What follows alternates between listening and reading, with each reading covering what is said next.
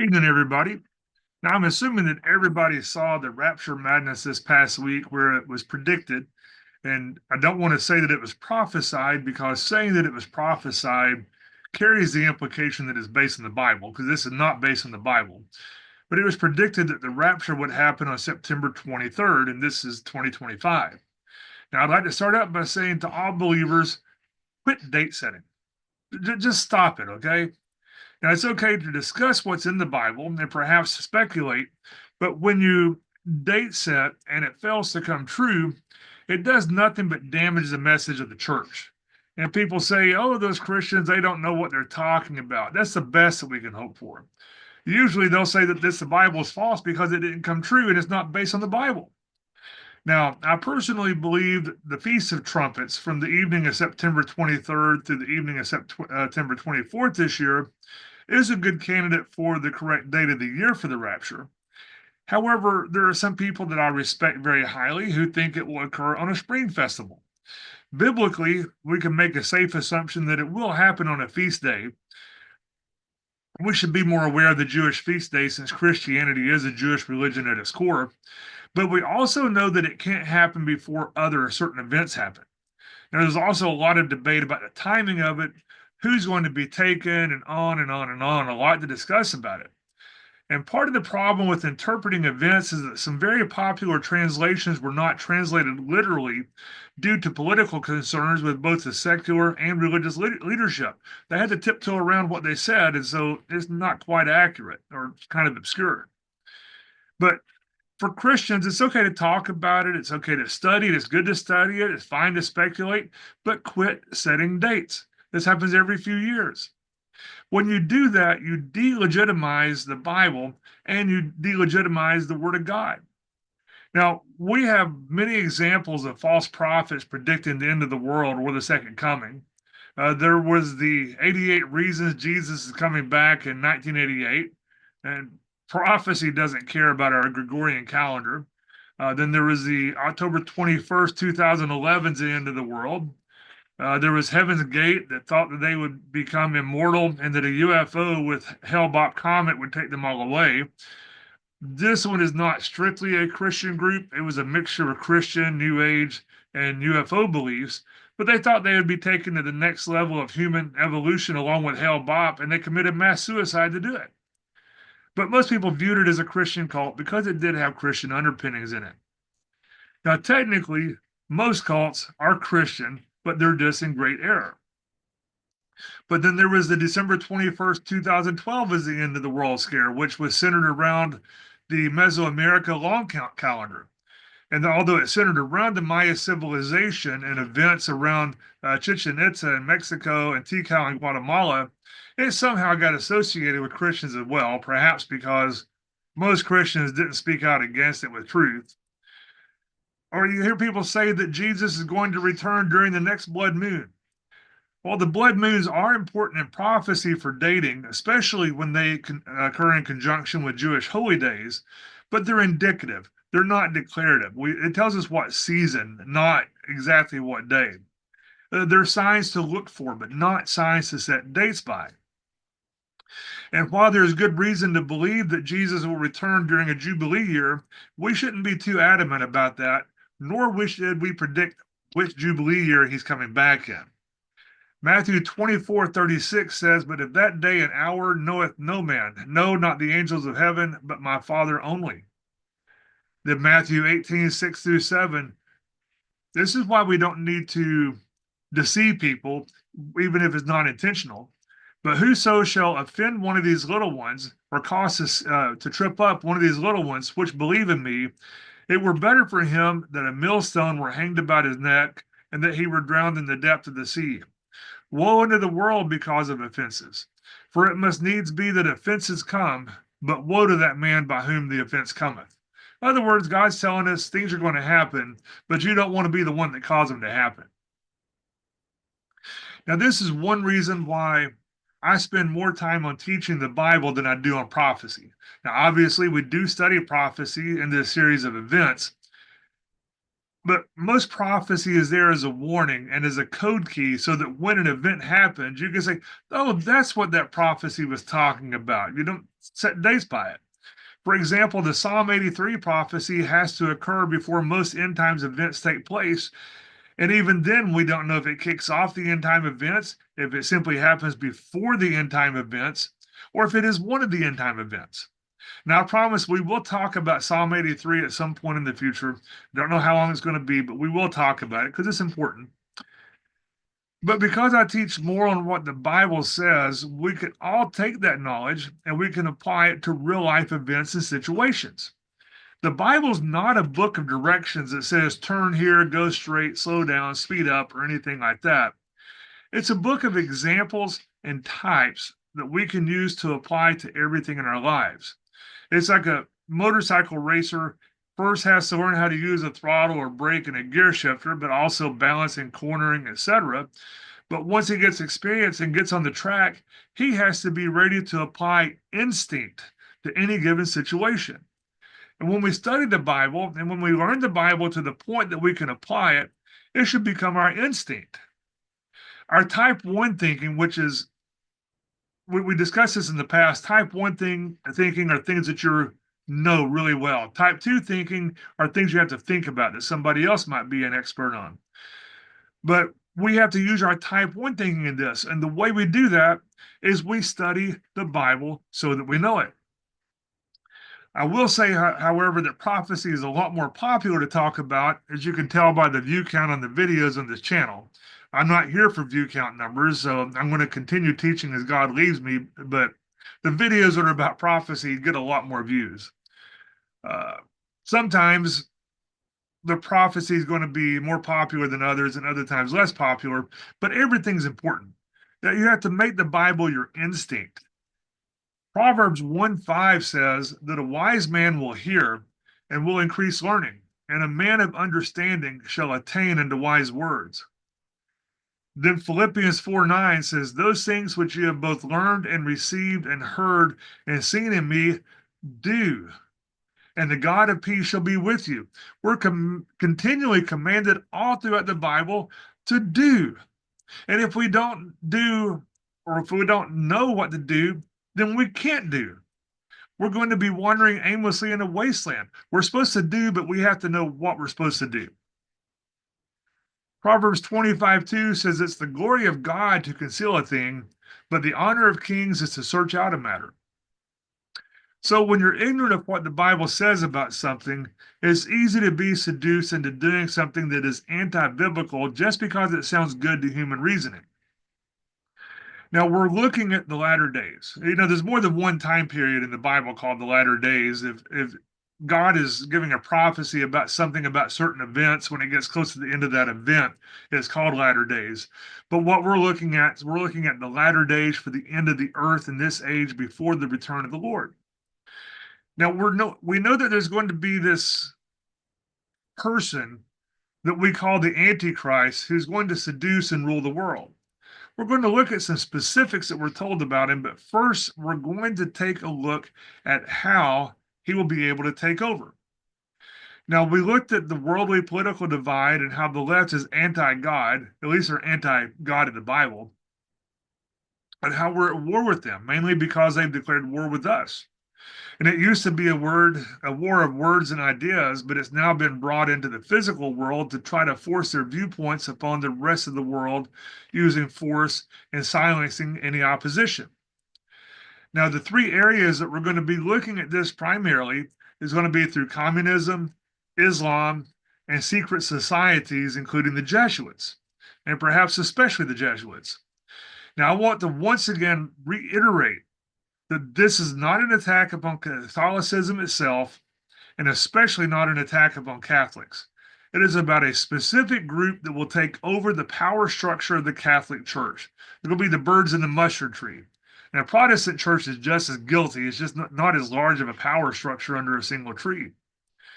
And I would also, as we embark upon looking at communism, recommend that you read Gulag Archipelago by Alexander Solzhenitsyn if you've never read it.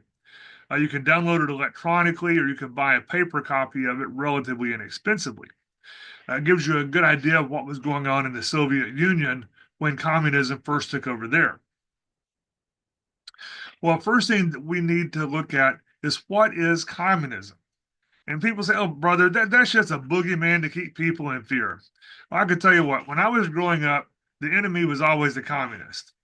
And while they did use that to keep people fearful, that doesn't mean that the danger was not real.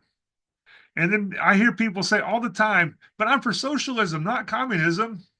There's no real difference. There's no practical difference. Socialism always becomes communism. And remember, fascism, contrary to the modern rewriting of language, is also socialism of a different flavor. The modern world, along with a complicit mainstream media, they try to say that fascism is a right wing ideology. But fascism is not a fight between the left wing and right wing, but between different left wing ideologies. Now, Vladimir Lenin said that the goal of socialism is communism. He was the first major world leader of communism. He just flat out says that the goal of socialism is communism. And this quote, it just simply states that that's the idealistic goal for what they consider to be a perfect society. And simply put, socialism is simply a path to the ultimate goal, which is communism. Socialism is the means and not the end. The aim is for a stateless and classless society. Socialism is an ideology that's to establish a society where the means of production are owned and controlled by the working class. It claims that there are inherent inequalities and that the capitalists are exploiting the working class, so they want to redistribute the wealth and power more equitably among society. The problem with that is that it never works. We have 4,000 years of written history of this, and it always failed, always disastrously. It's never worked, and it never will. This is only achieved through brute force, not through voluntary transactions. I saw a meme recently that stated it simply. The person was complaining that there are so many different choices of barbecue sauce. We have 175 choices of barbecue sauce, but our healthcare system is broken. And his solution is socialism. But what he misses is the irony is that capitalism has provided the 175 choices of barbecue sauce by taking care of the demands of the people. Whereas the healthcare system is one of the few areas that the government in the United States micromanages. They ruin it. They mess up everything they touch. In other nations, the results are even worse than they are here. When you destroy incentives, you destroy success and exceptionalism. And that's why in the parable of the talents, the ones who invested and increased the wealth were rewarded. But the one who did not, and he didn't lose it, he just did nothing with it. But the one who did not earn a profit was punished. And while the parable is not about money literally, it is used as an example. And God is not going to use a bad example as a type of a good thing. He expects you to do economically the same thing that he expects you to do spiritually. Now, socialists, along with communists and fascists, by advocating for the nationalization of industries, essential services, workers' rights, it's simply a transitional stage to communism. Have you ever seen a labor union contract? It looks like it was taken directly from the Communist Manifesto, and that's not a coincidence. That's the origin of it. Most people don't know that. Most people are ignorant. But communism envisions a society that has no social classes and no private ownership of personal property. Exodus 20:15 says, "Thou shalt not steal." Well, if there's no private property, there can be no theft. And perversely, there's also no incentive to take care of any property in which you have no vested interest. If God thought that private property was evil or wrong, this commandment would not say, "Thou shalt not steal." It would say, "Thou shalt have no private property." So communism represents an idealistic society in which all resources are shared collectively and individuals work for the benefit of all instead of for personal gain. If you've ever heard somebody quote, "from each according to their ability to each according to their needs," communism is the origin of that. Lenin knew that people would not go for communism outright. The communists had tried that in 1848 and had been imprisoned or executed or exiled. But socialism sounds better to those who have no discernment. It sounds good. But he knew that it would evolve into communism once the necessary conditions were fulfilled. And all of these political ideologies are all based on materialism. There's nothing but the material world. The state is God. This is from the philosophical framework that was developed by Karl Marx and Friedrich Engels. It's, dialectical materialism, and dialectical is a fancy word for logical, even if it's a false logic. That's why it's vitally important to have the ability to reason and to think critically. But this logical or dialectical materialism presents a method of understanding the world that's based upon an interaction between opposing forces. Now, we know that those forces are spiritual. So did Marx. But this concept declares that societal progress is fueled by the clash and synthesis of conflicting ideas, which leads to a higher level of development. Lenin's quote shows that he believes in the dialectical nature of social evolution. In other words, his belief was that socialism, which focuses on social ownership and egalitarian principles, acts as a catalyst for resolving the contradictions of capitalism and would lead to communism. Now, since socialism destroys what communists call the exploitative class system, and honestly, some of them really are exploitative, but the system itself is not inherently so. Crony capitalism is in the category in which buddies will game the capitalist system for their own game while exploiting others. A good example of this is in 2008, there was a financial meltdown. It's in the United States primarily, but it was a shockwave around the world because it's all interconnected. But they bailed out the banks because they were too big to fail. But individual investors and homeowners were left to utter loss and destruction.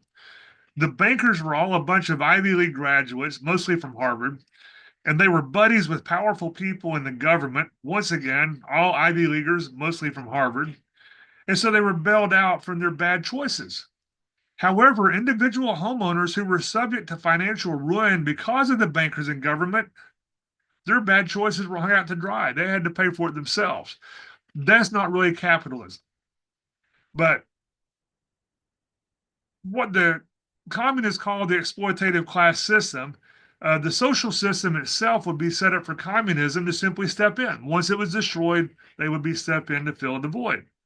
In other words, since the original communist revolution in 1848 had failed, socialism would be a necessary transitional process towards the ultimate goal of communism.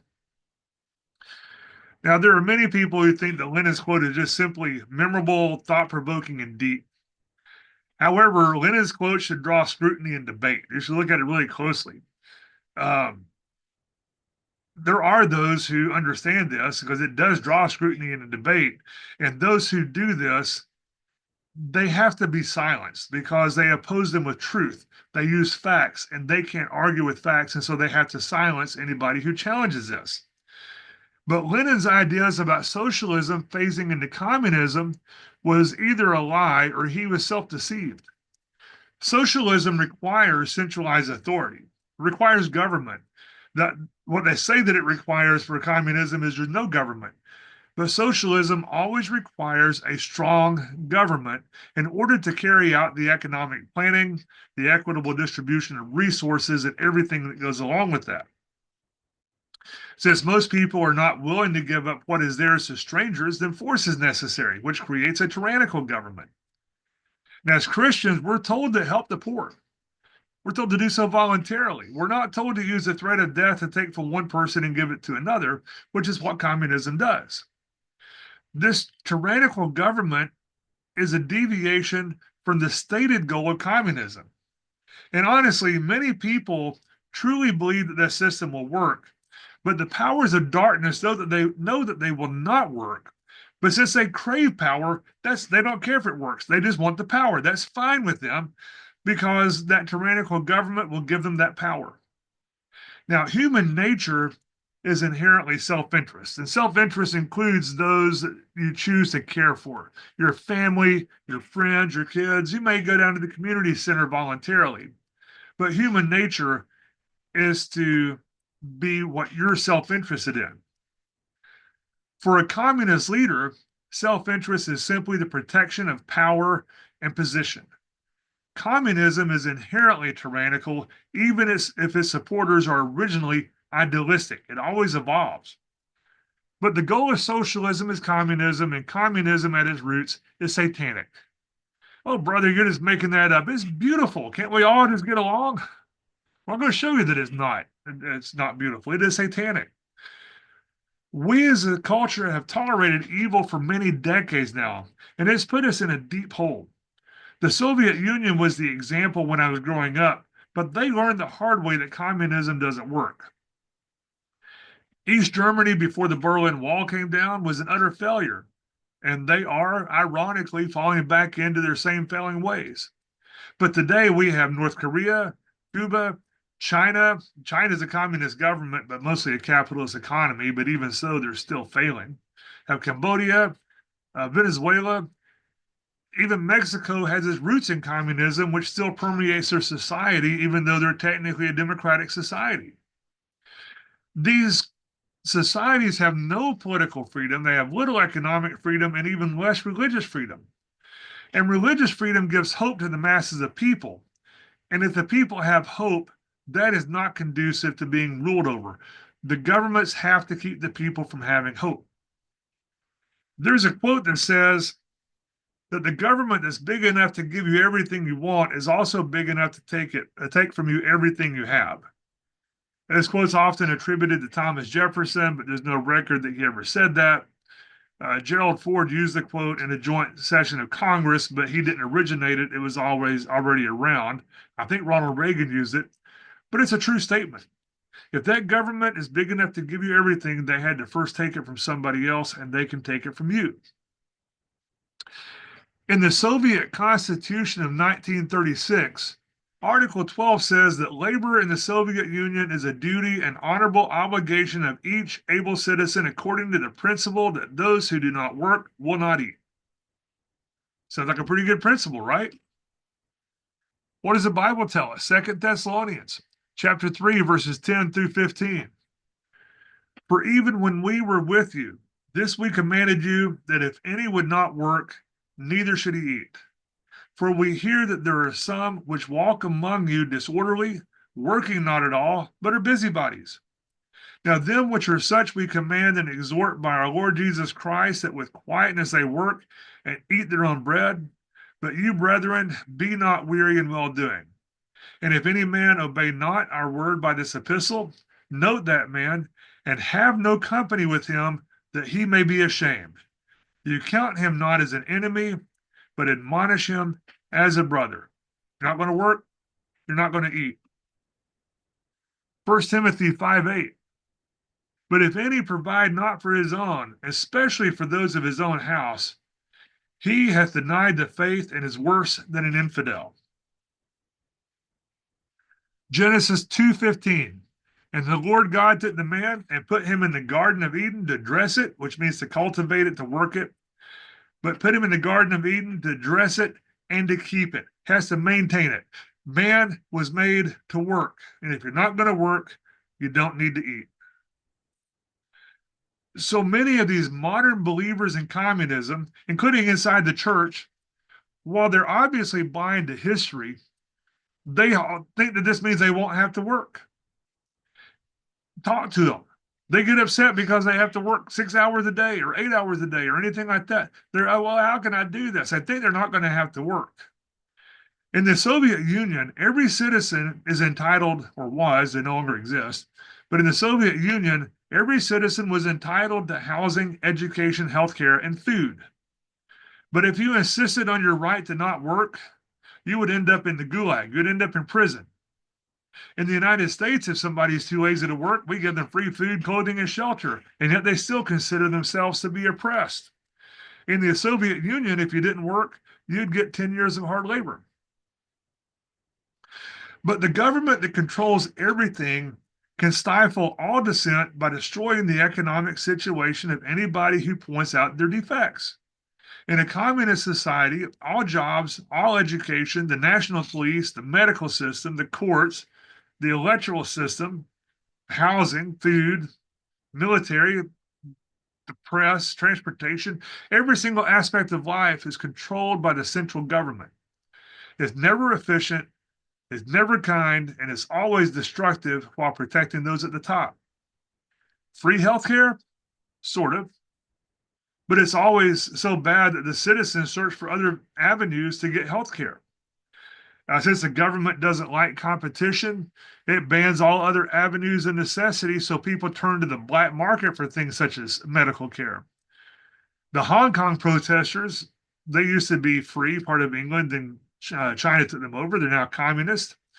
The Hong Kong protesters, they developed a separate medical network in order to avoid the public hospitals. And in my time in Canada, I heard countless horror stories of people having to deal with government bureaucracy in the healthcare industry. And it makes me thankful that in the United States, I can walk into a clinic, give them a few dollars, and have my medical needs cared for without too much bureaucracy. Although even that's getting worse. I have to fill out more and more paperwork. But the demonic forces and the return of the Nephilim use these things that sound good, and they use them to appeal to people in order to deceive them. Often a sense of power is used to deceive. But anytime power is concentrated in the wrong hands, destruction is the result. These evil designs throughout history, including communism and fascism, would not have been possible without a supernatural guiding force. Satan is a theologian, and he's a mastermind who supplies the unifying energy to control mankind. In 1839, Marx wrote a play called Ulanim, which is Emmanuel backwards, a name for God, and it begins, ruined, ruined, my time has clean run out. The clock has stopped, the pygmy house has crumbled. Soon I shall embrace eternity to my breast, and soon I shall howl gigantic curses at mankind. If there is something which devours, I'll leap within it, though I bring the world to ruin. The world which bulks between me and the abyss, I will smash to pieces with my enduring curses.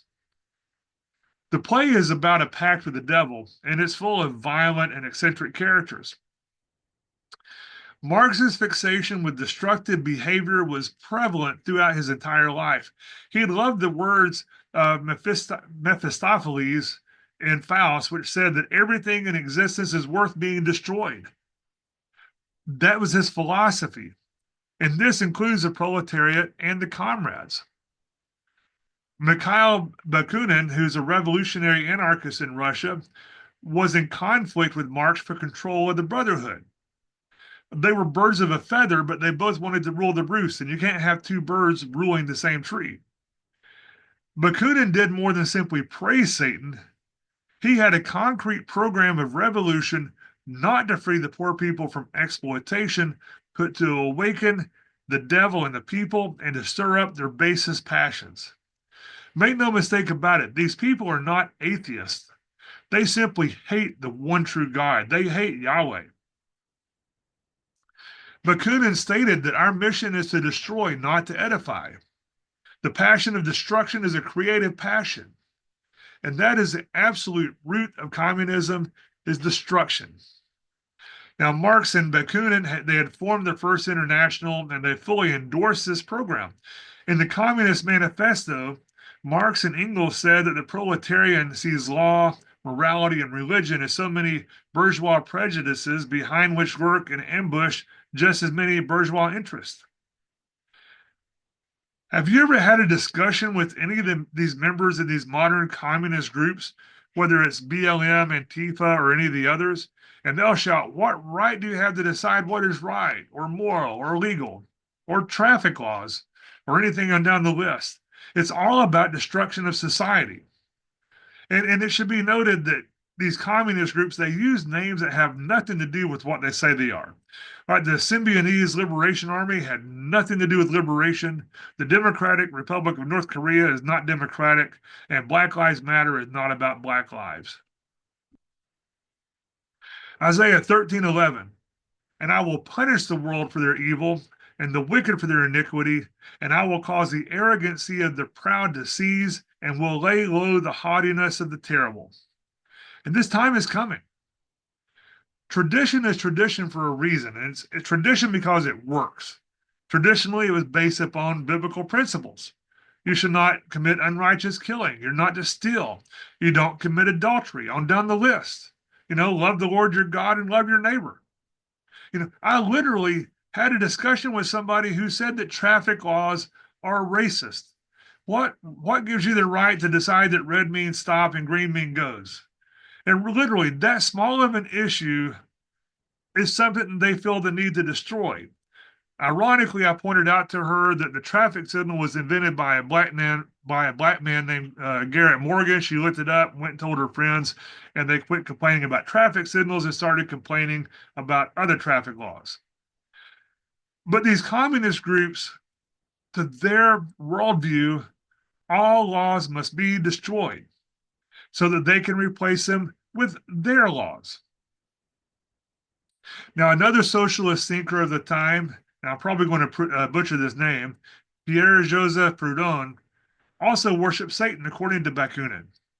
Moses Hess, a self-hating Jew, introduced Marx to Proudhon, who wore the same hairstyle that was typical of the 19th century satanic sect of Joanna Southcott. They cut their hair specific ways. The rule in the Bible about not cutting your beard in certain ways has to do with which cult you belong to. This is the same way. They had a hairstyle to let people know that they were part of the same satanic cult. But Proudhon, in the philosophy of misery, stated that God is a prototype of injustice and that we reach knowledge and society in spite of him. And according to this sect, every victory over God is a step forward in justice. Now, Marx, as stated previously, he's not an atheist. But Marx felt that part of human existence is that one has enemies and one must fight them. And Marx seemed to enjoy this part the more than anything. He liked to say there's nothing more beautiful in the world than to bite one's enemies. Stalin, who emulated Marx, said that his greatest joy was to cultivate a friendship until that friend lays his head comfortably on your bosom, then stabbed him in the back. And he declared that this was a pleasure that could not be surpassed, not a necessity, but a joy to destroy your friends. John 15:13 says, greater love hath no man than this, that a man lay down his life for his friends. Communist ideology is God's word turned upside down. In Proverbs 27:9 from the NET Bible, ointment and incense make the heart rejoice. Likewise, the sweetness of one's friend from sincere counsel. If your heart is dead and black, I guess it doesn't matter about your friends. These people are evil. And this is not speculation on my part. Marx put these entire ideas in writings and letters to Engels about comrades with whom he disagreed. He said, we must make these rogues believe that we continue our relationship with them until we have the power to sweep them away from our road in one manner or another. And when you're talking with people on the left, the subject of power always comes up. That's what they want. Many of Stalin's comrades said that he was demonic. His father said that he was demonic. And not speculation and not just as a figure of speech, literally knew that he worshiped Satan. The communist leader of Yugoslavia, once again, I'm going to mess up this name, Milovan Djiljas, who was personally acquainted with Stalin, wrote, was it not so that the demonic power and energy of Stalin consisted in this, that he made the communist movement and every person in it to pass to a state of confusion and stupefaction, thus creating and ensuring his reign of fear? He also pointed out that the ruling class of the Soviet Union made the semblance of belief in the ideals of socialism and a future society without classes, but in reality, they believe in nothing except for organized power. It's always about power. And refer back to Ephesians 6:12. I'm not going to put it up here now, but just think about what we've been looking at. Hopefully, you've written it and put it under desk at this point. Ephesians 6:12. But creating confusion and stupefaction is a hallmark of brainwashing and of psychological operations, including even of the CIA in the United States. It's especially part of Project MK Ultra. This is not something that's isolated. It's widely used. 1 Corinthians 14:33, for God is not of confusion, but of peace, as in all churches of the saints. And then James 3:14 through 18. But if you have bitter envying and strife in your hearts, glory not and lie not against the truth. This wisdom descends not from above, but is earthly, sensual, devilish. For where envying and strife is, there is confusion and every evil work. But the wisdom that is from above is first pure, then peaceable, gentle, and easy to be entreated, full of mercy and good fruits, without partiality and without hypocrisy, and the fruit of righteousness is sown in peace of them that make peace. Godly wisdom is pure and peaceable. Satanic wisdom is going to cause confusion and strife, and it's going to be bitter, and it's going to be envying.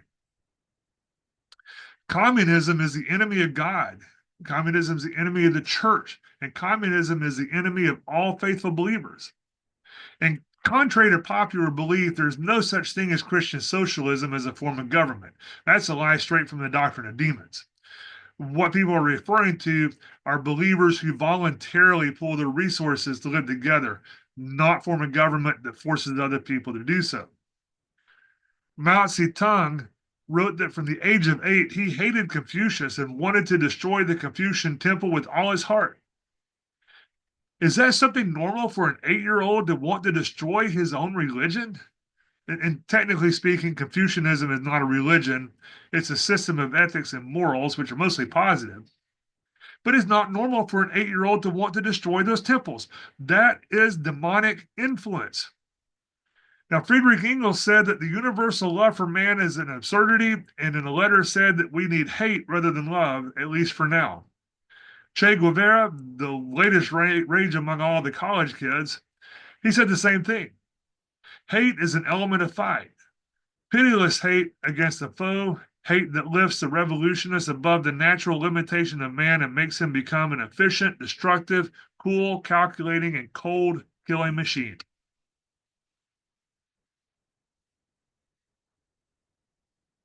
I missed a verse here. I apologize. I'm going to read it to you. Matthew 5:43 through 44 says, you have heard that it has been said, thou shalt love thy neighbor and hate thine enemy. But I say to you, love your enemies, bless them that curse you, do good to them that hate you, and pray for them which despitefully use you and persecute you. And while this passage is talking about your enemies within the church, it is applicable to literal enemies in life. And you may find yourself where you have to kill and destroy, but you must not relish that, and you must not do it in hatred. In reading history about the American Civil War, there was one black Confederate soldier who shared the story that he was fighting next to this Baptist preacher who had ducked down behind this rock wall, and he'd load his rifle, and he'd say a little prayer, said, dear Lord, please bless this poor critter which I'm fixing to kill. Amen. And then he would shoot, reload, and do it again. No hatred, no pleasure in killing, just doing what's necessary. That's not what communism is. Communism takes pleasure in it. Sometimes killing is necessary, but these people relish it, and they are full of hate. Satan has taken far too many people down the path of hatred and pleasure of killing and destruction, and that's a path of darkness. In the past century or so, we have seen the results of socialist and communist hatred, including Hitler, Mengele, Eichmann, Stalin, Pol Pot, Mao, Andropov, Castro, Kim. If you read the Communist Manifesto, Marx makes it clear that they openly declare that their aims can be reached only through the violent overthrow of the entire existing social structure, and that the shortest path to achieve this is through revolutionary terrorism. In the United States, we have Minneapolis, Los Angeles, Portland, the Weather Underground, Ferguson, Missouri, Baltimore. The list goes on and on. Each of these were riots that were started by communists, and each has its own objective. And they ostensibly say that it's about injustice, and some of the riots back in the 60s truly were about injustice. But in recent history, most of them have a criminal at the center of it. They're worshiping criminals while destroying what is good. Isaiah 5:20 says, "Woe unto them that call evil good and good evil, that put darkness for light and light for darkness, that put bitter for sweet and sweet for bitter." They call evil good and good evil, but in reality, they're looking for a catalyst to propel their communist revolution into prominence. Some revolutions have had good objectives, some not so good. But Marx's aim was for what he called a permanent revolution, which is terrorism and bloodshed for the sake of terrorism and bloodshed. In the USA today, and indeed in much of the world, there's a sort of a permanent revolution going on right now. It's constant. There's no purpose other than violence. And that's what makes this movement satanic. We make war against all prevailing ideas of religion, of the state, of country, of patriotism. The idea of God as the keynote of a perverted civilization. It must be destroyed. Those are the words of Marx. Lenin said we have to use any ruse, dodge, trick, cunning, unlawful method, concealment, and veiling of truth. The basic rule is to exploit the conflicting interests on the human selfishness. And he said these words while suffering under the rule of the moderate Kerensky. It's all about power, and they hate truth. And if you speak truth, you're going to be reviled or worse. Lenin said in a speech, atheism is an integral part of Marxism. Marxism is materialism. We must combat religion. This is the ABC of all materialism and consequently of Marxism. He said this in a speech in 1922. Said, first we will take Eastern Europe, then the masses of Asia. After that, we will surround and undermine the United States, which will fall into our hands without a struggle like an overripe fruit. We see this happening today. It took a few years longer than he anticipated. They almost got the United States as another communist nation under FDR, but this is going on today. The day the socialists vote in socialism and the communists are openly running for office in some places, and in others, they simply take over without any resistance from do-nothing politicians. And make no mistake about it, these people are anti-God, and they want you dead if you're a faithful Christian. Revelation chapter 3, verses 15 through 16. I know thy works, that thou art neither hot nor cold. I would thou were cold or hot. So then, because thou art lukewarm and neither hot nor cold, I will spew thee out of my mouth. Does that sound like the American church today? The Western church in general? I've seen churches in Africa that stand up in faith in the face of murderous assaults from Islamic terrorists who rape and murder. And they go through all this and they're still faithful. And in Europe, from what I've seen, most of the churches join the other side. They've gone to the satanic side. The United Kingdom has declared that the Bible is hate speech. That they have banned Bible platforms from the internet. They can't access them there. In the United States, the Evangelical Lutheran Church of America has released a list of verses that you can ignore because they will lead you to sin. Literally, they tell you these Bible verses will cause you to sin. And I have a link to this below because I don't want you to think I'm making this up. Most of the rest of the American church is afraid to preach the gospel in fear of offending somebody. But they're full of people singing and clapping their hands and being told that God loves them just as they are, which he does, but he expects change, or they even preach their own gospel that they make up. When you think about it, the Antichrist is going to take power because he's the Messiah that people want. He's not the true Messiah, but he's going to be what they want. But the modern church is lukewarm at best. Much of it embraces the ideals of communism. Some of them teach communism from the pulpit. If you see social justice on the congregation statement of faith, you should probably leave there as quickly as possible. Khrushchev said that if anybody believes our smiles involve abandoning the teachings of Marx, Engels, and Lenin, he deceives himself. Those who wait for that must wait until a shrimp learns to whistle. Solzhenitsyn wrote that the hobby of Genrikh Yagoda, who was a Soviet secret police official and director of the NKVD, but his hobby was to undress and while standing naked shoot at images of Jesus and the saints. And a couple of his comrades joined him in this. Satanic rituals frequently involve nudity in really bizarre circumstances. I think this qualifies as bizarre. If they supposedly represented the proletariat, the people, why would they shoot at an image of Jesus who was a proletarian, or the Virgin Mary who is a poor woman? During World War II, there was a Pentecostal preacher who exorcised a demon, and the demon threatened, "I will take revenge." Had people witness this. A few years later, this preacher was shot for his faith, and the officer who shot him is recorded to have said just before pulling the trigger, "Now we're even." And anybody who doesn't believe in the spirit world, both good and evil, especially the demonic, you're going to be in for a rough ride in the near future. And I know many preachers, I've seen many preachers who preach the reality of the good angels. Oh, you got a guardian angel. But they also preach that Satan and the demons are just an idea and not real beings. They're not doing anybody any favors when they teach that. During the Soviet Union, Christians were often considered counter-revolutionary.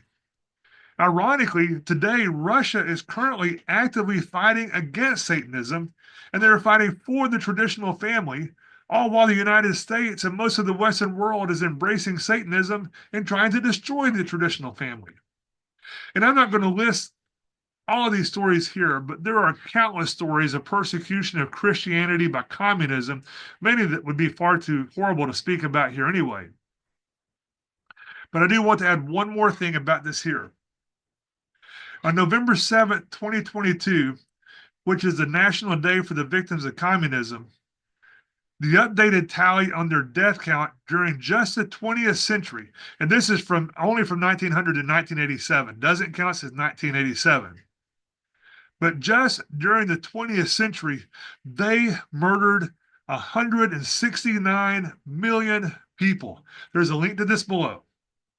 Now, we obviously knew about the Jews in Germany and millions of others, but more and more keep turning up. They keep finding more and more in the records. 169 million. John 8:44, "You are your father the devil, and the lust of your father you will do. He was a murderer from the beginning and abode not in the truth, because there's no truth in him. When he speaks a lie, he speaks of his own, for he is a liar and the father of it." This verse is communism in a nutshell. However, it's not simply by action, but based upon their own words. Many of them openly and proudly worship Satan. This is all about destruction, not building up anybody. There is nothing in communist ideology about building up, only destroying. Why? Why do people vandalize things? I can understand theft. It's wrong to steal, but at least they get something out of it. Vandalism simply destroys. Ezekiel 28:12 through 15. "Son of man, take up a lamentation upon the king of Tyre, and say unto him, Thus says the Lord God, Thou sealest up the sum full of wisdom and perfect in beauty. Thou hast been in Eden, the garden of God. Every precious stone was thy covering, the sardius, topaz, and the diamond, the beryl, the onyx, and the jasper, the sapphire, the emerald, and the carbuncle, and gold." All these stones, you look at stones in the Bible, you look here, you look at the high priest, you look at the New Jerusalem. There are two kinds of stones. There are isotropic and anisotropic stones. Isotropic stones block pure light. They appear black. These are like diamonds, rubies, and garnets. Anisotropic stones, they amplify pure light. Interestingly, it's not a coincidence, but the stones for the high priest in the New Jerusalem, they're all anisotropic. They all amplify the pure light of God. The stones of Satan, they're isotropic. They block that light. It's not a coincidence. Some of these stones in the King James Version are mistranslated, by the way. But you have all of these stones, and the workmanship of thy tabrets and of thy pipes. And remember, Satan is the god of music. You know, you hear sermons about how music soothes the soul. Satan is a god of music. He does use music to his own purposes as well. "But thy workmanship was prepared in thee in the day that thou wast created. Thou art the anointed cherub that covers, and I have set thee so. Thou wast upon the holy mountain of God. Thou hast walked up and down in the midst of the stones of fire. Thou wast perfect in thy ways from the day that thou wast created till iniquity was found in thee. And this is not talking about the literal king of Tyre. The literal king of Tyre has never been in Eden, and he's never been on the holy mountain of God. This is about Satan. Satan was perfect in beauty, and he was perfect in his ways until iniquity. And this word iniquity is lawlessness. It's translated as iniquity, but it's lawlessness. Lawlessness was found in him. It was because of his pride. He said, I will be like the Most High. Because of his pride, he lost that beauty. He doesn't want anybody else to be beautiful either. It's like a girl who has to tear down anyone that she perceives to be more beautiful than she is. The saints, those who have visible life of faith, they have a spiritual beauty which he can no longer compete with. They make him look ugly. Therefore, he has to vandalize that beauty. He has to destroy it. And in the communist prisons, Christians were tortured in order to make them blaspheme and even sometimes turn them into murderers. These communists must be despised in their actions. 2 John verses 10 through 11 from the NET Bible. If anyone comes to you and does not bring this teaching, do not receive him into your house and do not give him any greeting, because a person who gives him a greeting shares in his evil deeds. If you so much as greet somebody like this, you share in his deeds. Did you read this? Print this one out and put this one on your desk until you memorize it. If you so much as greet him, you're guilty. The Western church has taken the idea of love your enemies and they've changed it into have no enemies. That's a doctrine of demons. Even Jesus didn't pray for the world. If you have no enemies, then you either don't know anybody, or you're not paying attention, or you're not living as you should. Okay, so you can do bad things to get enemies also, but you know what I mean here. If you're faithful and if you speak truth, then you'll make enemies. And that kind of enemy is okay to have. Don't do bad stuff, but if you do good stuff, you're going to have enemies. And if you're not doing good stuff, you might not have enemies. These communists would arrest priests and they'd arrest preachers as being counter-revolutionary. It makes sense in a logical way. It's an evil sense, but it's logical since the communists consider Christians to be enemies. So they arrested them. Why were they then forced to say mass over excrement and urine? Why were the Christians forced to take communion with these as the elements? Why make it such a point to make such an obscene mockery of religion? It's because truth is the enemy. Why were they tortured and not killed? It was explained to them by the communists that if they killed them, then they would go to heaven and they'd be martyrs. But if they blasphemed first, then they would go to hell. Communists are not atheists. They wanted to make them go to hell because if they killed them, they'd go to heaven. And the modern communists seem to have forgotten this concept, or they've decided to abandon it and go all out for destruction of their enemies. Time will tell which one it is, because they're making martyrs of people now. In 1848, communists attempted to take over Europe, and they were imprisoned, executed, or exiled. And many of them came to the United States and they became generals in the Union Army in order to gain power. Interestingly, other secret societies, had embedded themselves in both sides of that war with the expectation that the secession of the Confederacy would be successful and both sides would be controlled by these secret societies. They seemed surprised at the entry of the communists into it and the failure of secession. And this is a history lesson that's long, but this brief synopsis shows the course of the communists as well as of the secret societies, which we're going to be looking at also in the near future and how they play into end times events as well. But with the failure to take over Europe in 1848, the 1917 revolution was done differently. For one thing, they encouraged the youth to openly be Satan worshipers and witches. They dug up these teachings from old books of demonology and they gave them to the youth and said, well, these are rich food to thought. You should read these and think about them. Now, while you or I, as an adult, hopefully a mature adult, may study something like that in order to study our enemy and to know our enemy, when these things are given to a child, that child has no discernment. And much of the problem today is that so many young people are still children mentally and have no discernment even when they're physically adults. But during these satanic ceremonies, the words of the Mass are read from the end to the beginning, and then a covenant is concluded between Satan and his worshippers. And the points are a renunciation of Christian teaching. They do baptism in the name of Satan with a change of name, renunciation of godparents and a substitution of other protectors. They bring some personal clothing as a gift.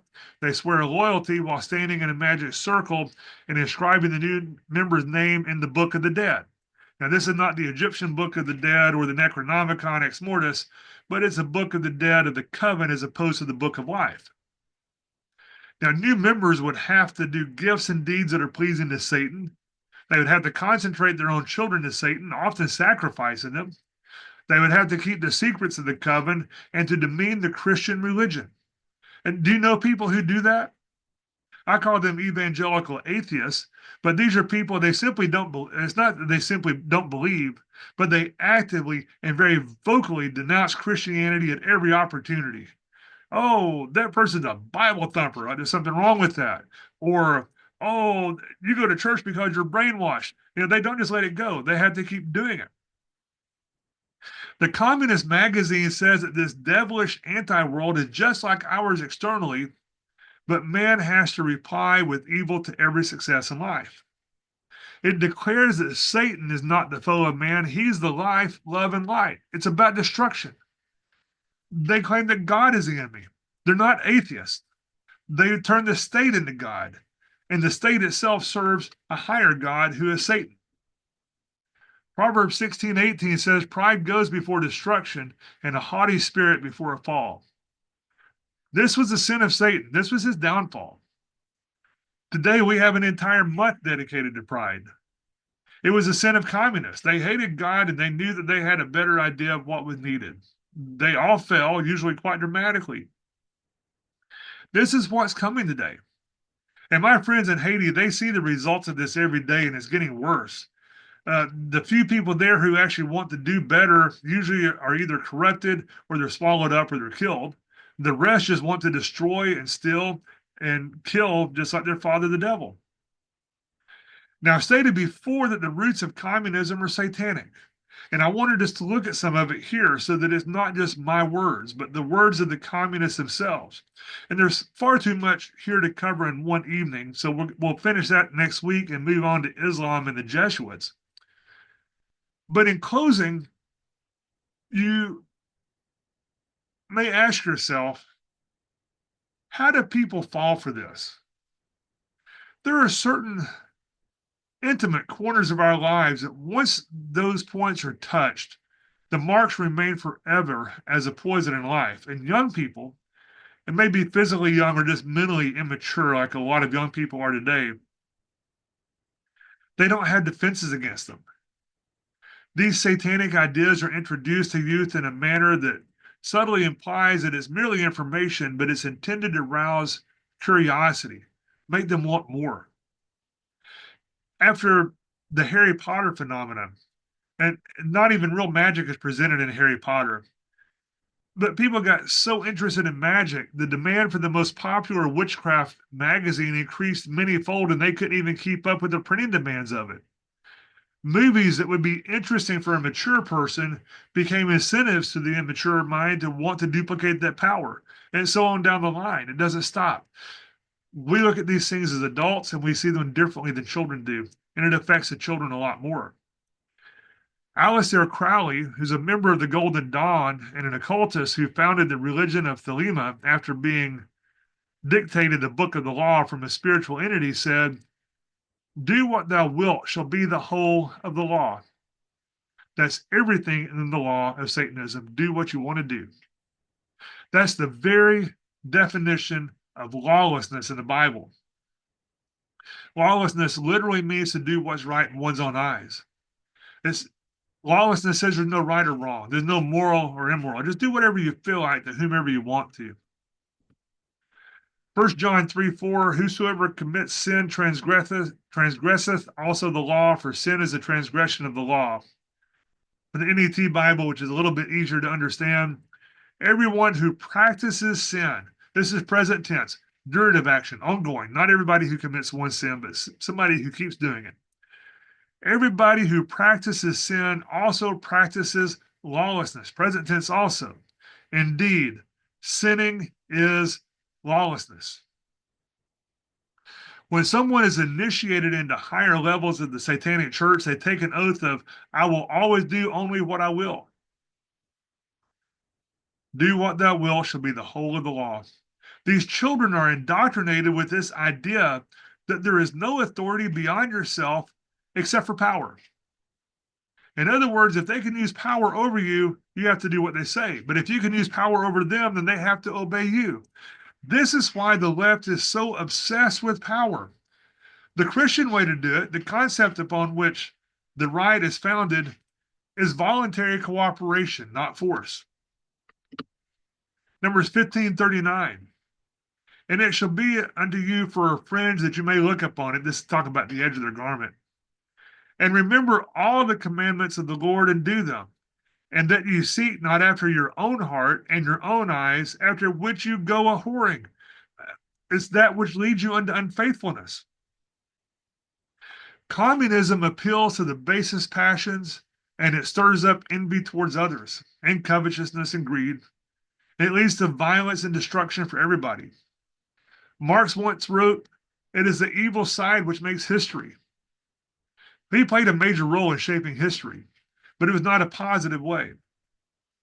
Revolutions generally don't cause love to triumph because even when revolution is necessary, even when somebody is backed into a corner, revolutions involve killing. And when revolution is not necessary, it creates a mania for killing and it creates a mania for destruction. We want to kill and destroy. The French Revolution wanted to kill and destroy, killed about 45,000 people, of whom 17,000 were executed and 10,000 died in prison. That was nothing compared to the Russian and the Chinese Revolution, in which tens of millions were murdered, but the killing didn't stop. It just kept right on murdering and brutally killing one another, as we saw those numbers a while ago, 169 million. According to Satanism, everything's permitted. Satanism is older than Christianity. Christians are being deceived by communistic ideals every day all around the world. Isaiah 53:6, all we like sheep have gone astray. We have turned every one to his own way, and the Lord hath laid on him the iniquity of us all. And remember, sheep are clean animals. This is not talking about somebody who's unsaved. Sheep are clean animals. Sheep are the people of God, Jews or Christians.